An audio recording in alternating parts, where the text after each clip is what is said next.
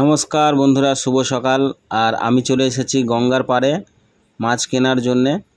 তো এই দেখুন, গঙ্গায় একটু জল বেড়েছে আর এখানে সব মাছ বিক্রি হয়, জ্যান্ত মাছ গঙ্গার থেকে নিয়ে চলে আসার। এই মাছগুলোই কিনে নিয়ে গিয়ে বাজারে বিক্রি করি। তো দেখুন, মাছগুলো খুবই সুন্দর, খেতেও খুব সুস্বাদু। আর দেখাবো, রিঠে মাছ আছে, কুচে মাছ আছে। এই যে হলুদ হলুদ লম্বা লম্বা দেখছেন, এগুলো সাপের মতো, কিন্তু সাপ নয়, এগুলো হচ্ছে বাংস মাছ। অনেকে বলে এগুলো হলুদ খেতে থাকে, হলুদ খাই।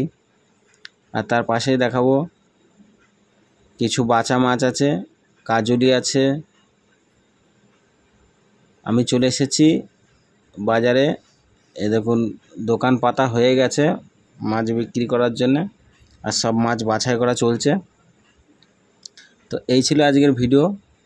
কেমন লাগলো বন্ধুরা একটু কমেন্ট করে বলবেন। আর যদি কারোর জ্যান্ত মাছ নেওয়ার ইচ্ছা থাকে, সকালবেলায় চলে আসবেন গঙ্গা রাস্তায়,